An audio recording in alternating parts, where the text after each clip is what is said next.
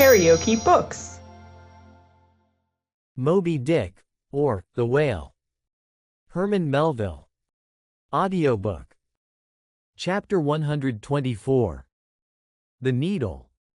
Next morning the not yet subsided sea rolled in long slow billows of mighty bulk, and striving in the Pequod's gurgling track, pushed her on like giants' palms outspread.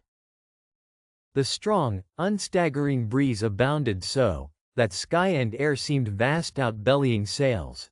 The whole world boomed before the wind. Muffled in the full morning light, the invisible sun was only known by the spread intensity of his place, where his bayonet rays moved on in stacks. Emblazonings, as of crowned Babylonian kings and queens, reigned over everything. The sea was as a crucible of molten gold, that bubblingly leaps with light and heat. Long maintaining an enchanted silence, Ahab stood apart, and every time the teetering ship loweringly pitched down her bowsprit, he turned to eye the bright sun's rays produced ahead, and when she profoundly settled by the stern, he turned behind, and saw the sun's rearward place, and how the same yellow rays were blending with his undeviating wake. Ha, ha, my ship! Thou mightest well be taken now for the sea-chariot of the sun. Ho, ho! All ye nations before my prow, I bring the sun to ye. Yoke on the further billows, hello! A tandem, I drive the sea. But suddenly reined back by some counter-thought, he hurried towards the helm, huskily demanding how the ship was heading. East Sioux east, sir, said the frightened steersman. Thou liest, smiting him with his clenched fist. Heading east at this hour in the morning, and the sun astern?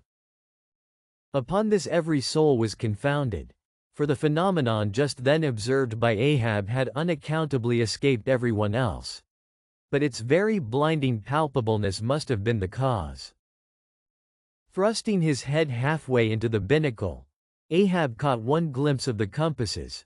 His uplifted arms slowly fell. For a moment he almost seemed to stagger. Standing behind him Starbuck looked, and lo! The two compasses pointed east, and the Pequod was as infallibly going west. But ere the first wild alarm could get out abroad among the crew, the old man with a rigid laugh exclaimed, I have it.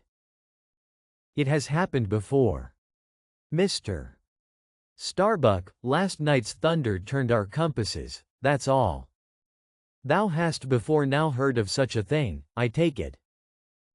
Aye, but never before has it happened to me, sir, said the pale mate, gloomily. Here, it must needs be said, that accidents like this have in more than one case occurred to ships in violent storms.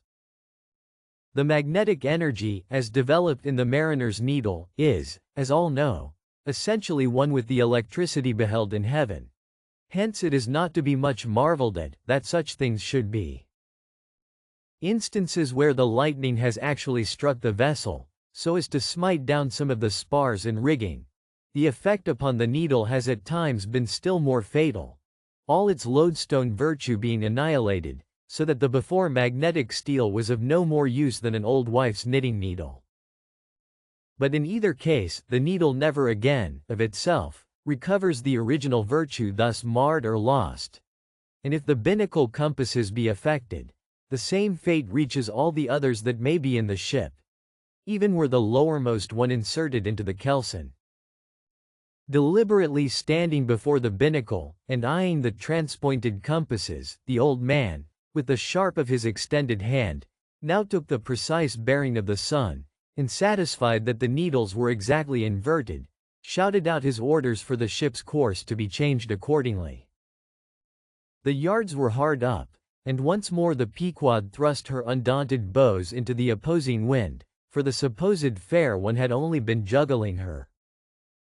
Meanwhile, whatever were his own secret thoughts, Starbuck said nothing, but quietly he issued all requisite orders, while Stubb and Flask, who in some small degree seemed then to be sharing his feelings, likewise unmurmuringly acquiesced. As for the men, though some of them lowly rumbled, Their fear of Ahab was greater than their fear of fate. But as ever before, the pagan harpooneers remained almost wholly unimpressed. Or if impressed, it was only with a certain magnetism shot into their congenial hearts from inflexible Ahab's. For a space the old man walked the deck in rolling reveries. But chancing to slip with his ivory heel, he saw the crushed copper sight tubes of the quadrant he had the day before dashed to the deck. Thou poor, proud heaven-gazer and sun's pilot! Yesterday I wrecked thee, and today the compasses would fain have wrecked me. So. But Ahab is lord over the level lodestone yet. Mr. Starbuck, a lance without a pole, a top maul, and the smallest of the sailmaker's needles.